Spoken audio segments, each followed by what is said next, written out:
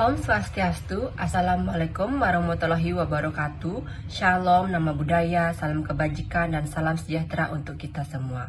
Perkenalkan, saya Ida Ayu Indah Febriani, SPMIKOM. Pada kesempatan kali ini, saya akan memaparkan materi mengenai produksi. Ya baik, sebelum kita memahami mengenai produksi, terlebih dahulu kita harus mengetahui produk itu apa. Jadi di sini produk adalah segala sesuatu yang memiliki nilai yang ditawarkan oleh perusahaan untuk memenuhi kebutuhan suatu konsumen.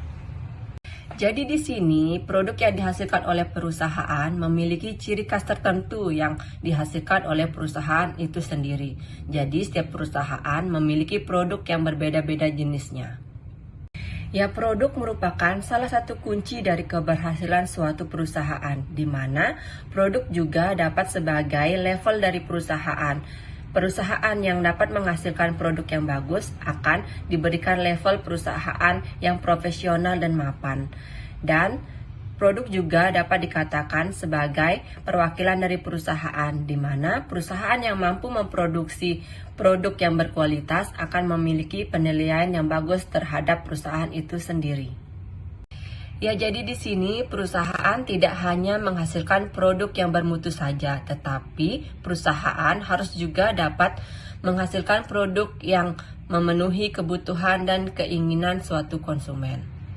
Selain itu, perusahaan juga harus memusatkan perhatiannya untuk menghasilkan produk yang terbaik dan selalu melakukan penyempurnaan terhadap produk yang telah dihasilkan sesuai dengan keinginan dan kebutuhan suatu konsumen. Berdasarkan konsumen dan penggunaannya, produk dibagi menjadi dua. Yang pertama, produk konsumen, dan yang kedua adalah produk industri.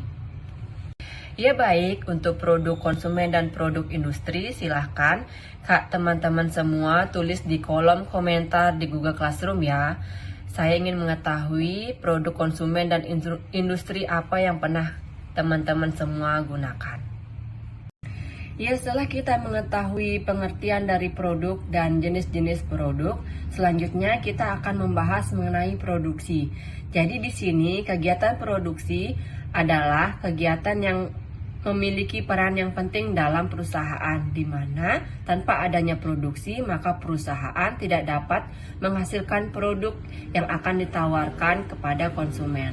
Jadi kelangsungan hidup suatu perusahaan dapat bergantung dari proses produksi yang dilakukan pada bagian produksi untuk menghasilkan barang atau jasa yang disukai oleh masyarakat.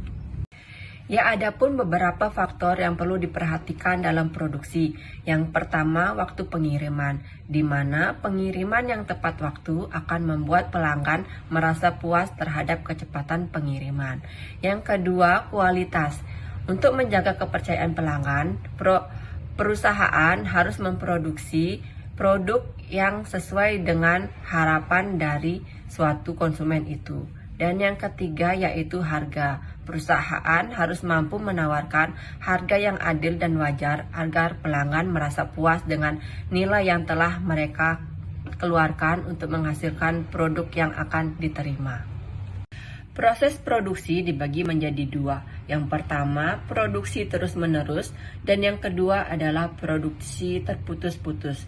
Jadi di sini perbedaan di antara dua proses produksi tersebut terletak pada panjang tidaknya waktu dalam persiapan atau mengatur peralatan produksi yang akan digunakan untuk memproduksi suatu produk. Ya, untuk proses produksi terus-menerus merupakan proses produksi yang sepanjang waktu tanpa ada perubahan terhadap susunan peralatan yang digunakan dalam proses produksi. Contohnya seperti pabrik ban atau pabrik susu. Dan yang kedua yaitu proses produksi terputus-putus. Jadi di sini proses produksi terputus-putus merupakan proses produksi yang mengalami perubahan terhadap susunan dari peralatan produksi yang digunakan. Contohnya seperti bengkel las atau pabrik kapal. Selanjutnya kita akan membahas mengenai pengembangan produk. Jadi di sini perusahaan yang ingin tetap sukses dan dapat bersaing dengan perusahaan lain harus melakukan perubahan atau pengembangan produk secara terus-menerus melalui inovasi produk, baik itu dari produk lama menjadi produk baru atau menambahkan jenis baru di samping produk yang sudah ada. Adapun tujuan dari pengembangan produk suatu perusahaan, yang pertama untuk memenuhi kebutuhan baru dan untuk memperkuat citra perusahaan, dan yang kedua yaitu untuk mempertahankan daya saing dengan produk yang sudah ada. Sekian pemaparan dari saya mengenai produksi. Saya ucapkan terima kasih atas perhatiannya. Saya tutup dengan Parama Santi. Om Santi Santi Santi Om.